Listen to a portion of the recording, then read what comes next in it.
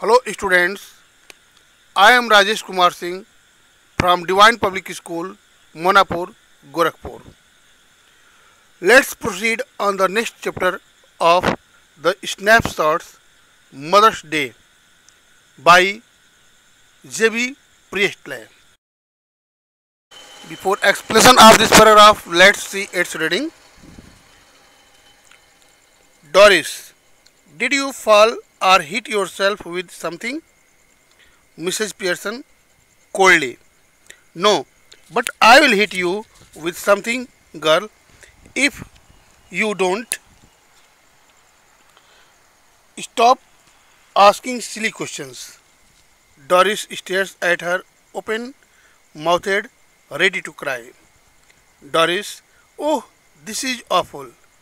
She begins to cry, not passionately. Mrs. Pearson, coldly, stop blubbering. You are not a baby.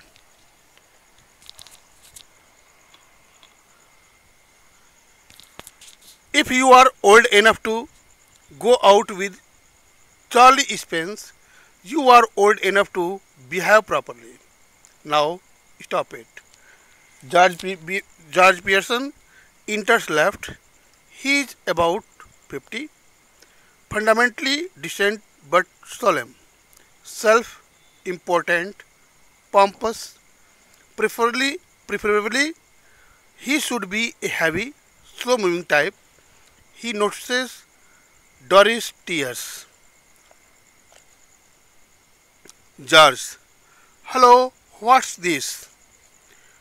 Can't be anything to cry about? Doris, throw sobs, you'll see. Doris runs out left with a sob or two on the way. George stares after her a moment, then looks at Mrs. Pearson. George, it's she, say you'll see? Mrs. Pearson, yes. George, what did she mean? Mrs. Pearson, better ask her. George looks slowly again at the door, then at Mrs. Pearson. Then he notices the stout that Mrs. Pearson raises for another slip. Another sip. His eyes almost bulge. George, stout? Mrs. Pearson, yes. George, amazed, what are you drinking stout for? Mrs. Pearson, because I fancied some. George, at this time of day? Mrs. Pearson, yes. What's wrong with it at this time of day? George, builder, nothing. I suppose any, but I have never seen you do it before. Mrs. Pearson, well, you are seeing me now. George, with heavy distaste. Yes, and I don't like it. It doesn't look right. I am surprised at you. Mrs. Pearson, well, that ought to be nice change for you. George, what do you mean? Mrs. Pearson, it must be some time since you were surprised at me, George. Students, now let's have its explanation, that is explanation of paragraph 14. Before explanation, see some words. Fundamentally. Fundamental means basically. Decent means polite, good looking, sophisticated person. A sophisticated person, good looking, polite, cultured person, that is decent. Solemn means a serious and thoughtful person. Pompous means a showy person of demonstrating nature. He is a pompous person means he is a man of demonstration. Okay, showy person. Bulge, a sudden temporary increase in the amount or level of something is called bulge. Mind students, what I am telling, a bulge in price means a sudden temporary increase in the amount or level of something is called bulge. As a bulge in the birth rate. It's a bulge in the birth rate of the country. Bulgy means as bulgy-eyed. Bulgy-eyed. A bulgy-eyed boy. A bulgy-eyed man. Blubbering. Very good word. Blubbering. As blubber, you know, a kind of fat that is found in the under the skin of blue whale. But this word blubbering is used as noun also, means second meaning of it, blubbering means to cry noisily, especially in a way that annoys people, is called blubbering. You might have seen some people, ladies especially, I am sorry, I should not comment like this, but this is point and I am commenting, especially in countryside, you might have seen some ladies crying, especially at the time of farewell, and they show affection, love to their near and dear ones, but their cry often annoy us. Such type of crying is called blubbering. Okay, as let I use this word in sentence. Stop blubbering for heaven's sake. Stop blubbering for heaven's sake. Second meaning of it, to say something while crying noisily. As it's not my fault, she blubbered. Okay, now let I explain it. Mrs. Pearson asked Doris, who thinks herself grown enough to go a youth named Charlie Spence, whom she likes, and asks her mother with whom she would go on weekend. Okay, Doris considers herself as a grown up and she asks her mother with whom she would go on a weekend. Makes Mrs. Pearson resented, and she, that is Mrs. Pearson, says, it's Doris, not me, who should go by asking. Mrs. Pearson is older than her and can look after herself in better way. At this, Doris asks Mrs. Pearson whether she had fallen or hit herself with something. Mrs. Pearson becomes annoyed at her silly questions. Yet, keeping herself cool-minded, answer her no. She keeps herself cool-minded, not disturb herself, and answers Doris that no. But Mrs. Pearson further adds that I will hit you with something, girl, if you don't stop asking such foolish questions. Doris becomes awe-striking with open mouth and stares at her, beginning to cry, oh, this is very frightening and dangerous, and begins to cry, but there is no feeling in her cry. She cries only, but she is not weeping from her heart. There is no emotions in her crying. Mrs. Pearson rebukes her cool-mindedly to stop crying and further tells her that she is not a baby, that is, very young child, and adds further, if you are old enough to go out with Charlie Spence, then you are old enough to behave properly, and orders her to stop crying now. George Pearson enters from the left. He is about 50 years old. Basically, he is of a polite, decent, yet of serious temperament, self-important and a showy person. He should be a man of a heavy and slow-moving type. He minds the tears of Doris' eyes and asks her, what is this? If there can be anything to cry about? Doris replies through sobbing, you yourself will see. She replies, while weeping, you yourself will see what has happened. Saying this, Doris runs out from left with a sob or two while going. George looks at her going continuously for a moment, then looks towards Mrs. Pearson and asks her why she says you'll see. What is the meaning of her saying?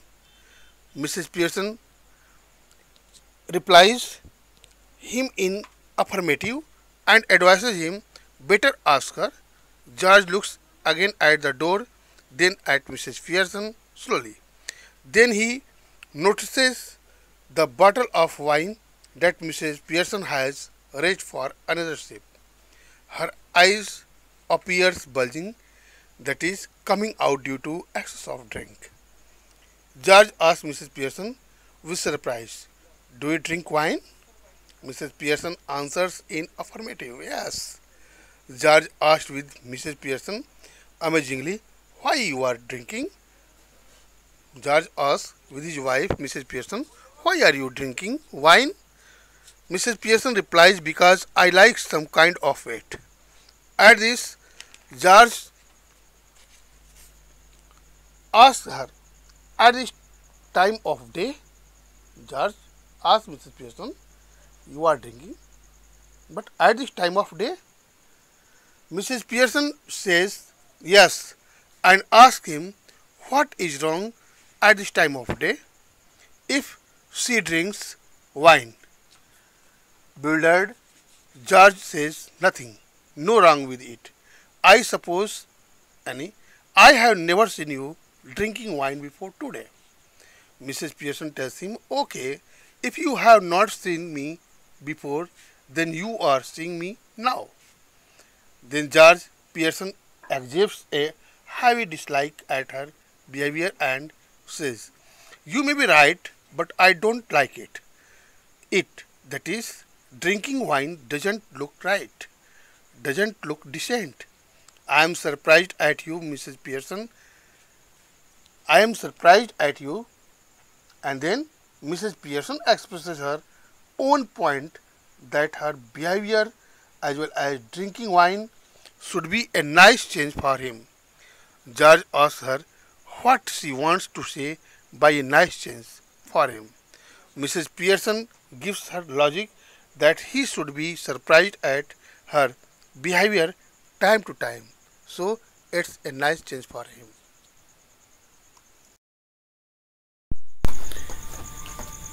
Students, let's proceed on the next paragraph of this lesson, Mother's Day, paragraph 15. Let's see its reading. George, I don't like surprises. I am all for a steady going on. You ought to know that by this time. By the way, I forgot to tell you this morning, I wouldn't want any tea. A special snooker match night at the club tonight and a bit of supper going. So no tea. Mrs. Pearson, that's all right. There isn't any.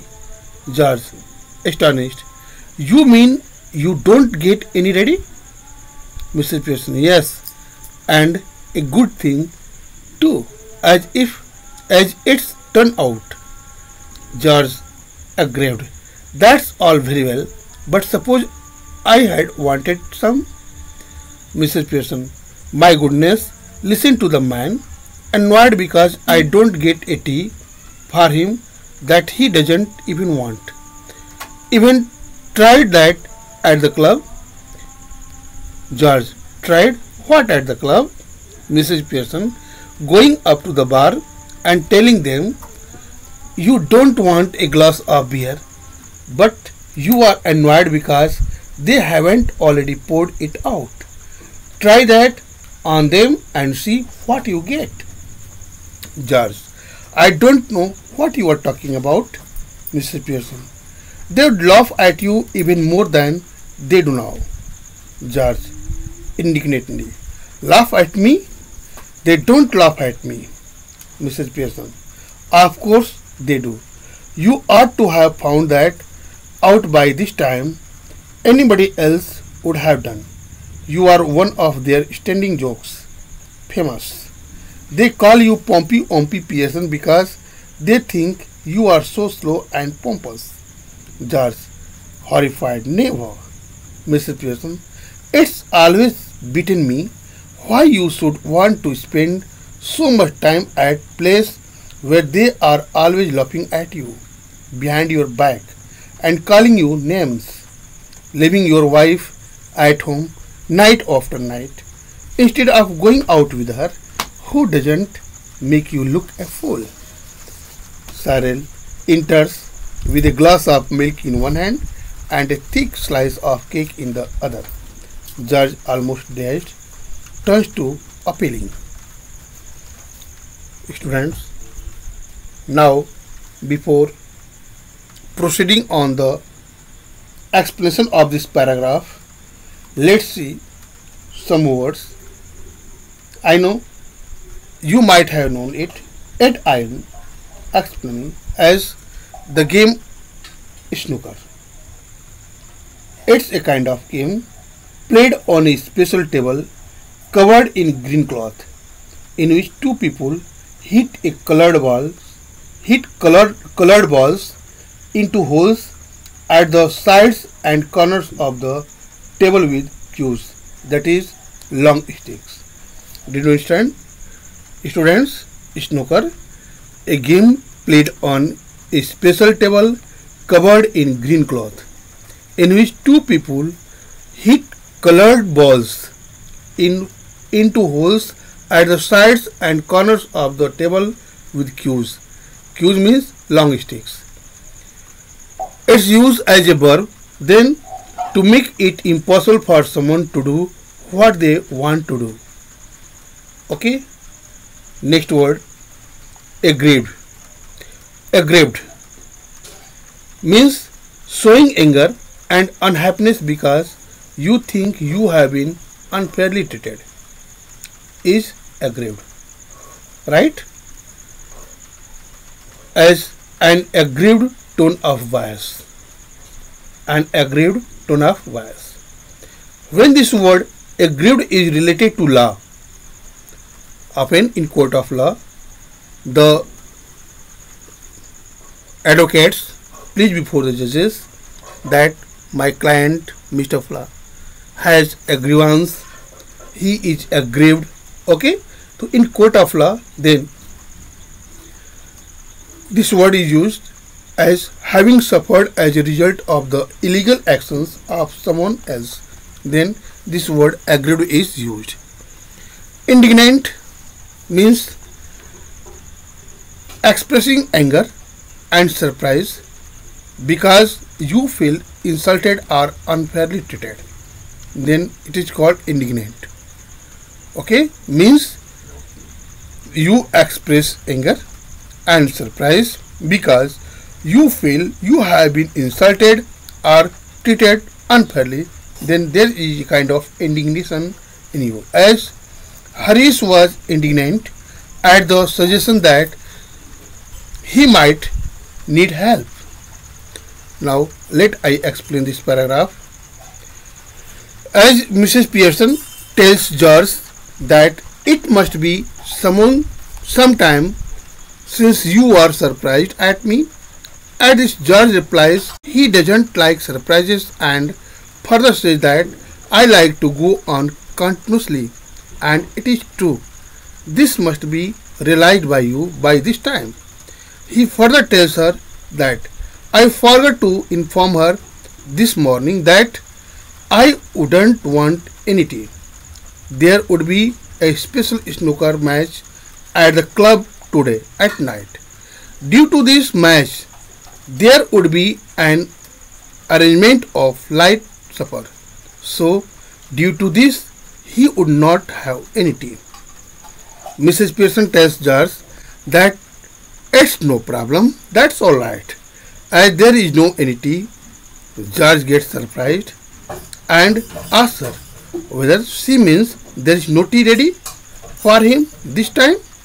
Mrs. Pearson replies in affirmative, yes, and also adds that it is a good thing as she had not prepared it. George gets hurt and tells her that all very well. Tells her that's all very well. But suppose I had wanted some tea, then Mrs. Pearson exclaims with amazement that one should listen to this man. This man is annoyed because he doesn't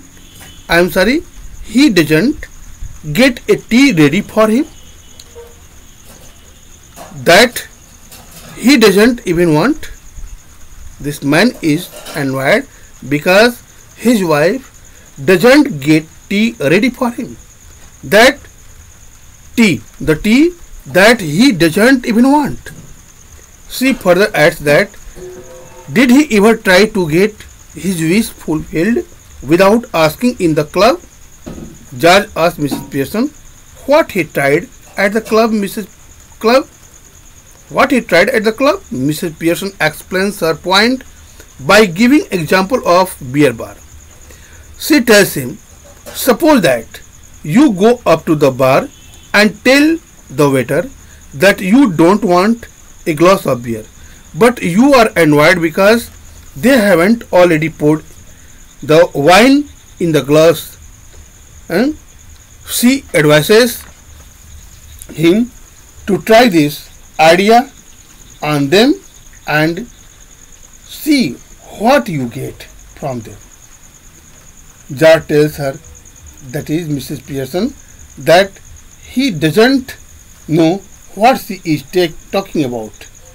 Mrs. Pearson tells him that the man in the bar would laugh at him even more than they laugh at George every day. George becomes annoyed at her and asks, laugh at me? They don't laugh at me. Mrs. Pearson tells George that they laugh at you. She further advises him that he ought to have found that fact of being laughed at by this time. This work would have been done by anybody except you.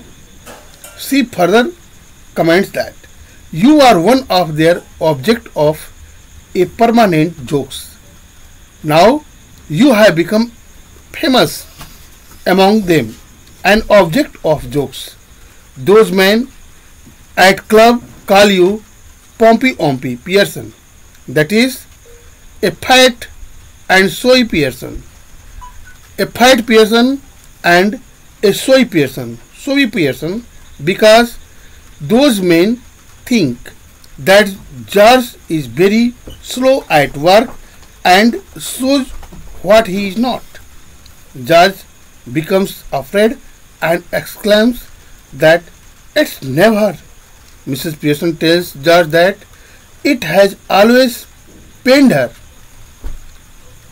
Why George should want to spend so much time at a place where they are always laughing at him behind his back and calling him with different names. George, leaving his wife at home night after night, his wife would not let him to be fooled, but instead of going out with her, he spends nights after night at club and bars. Cyril enters on the stage with a glass of milk in one hand and a thick slice of cake in the other. George, almost surprised, turns towards him with a appealing facial expression.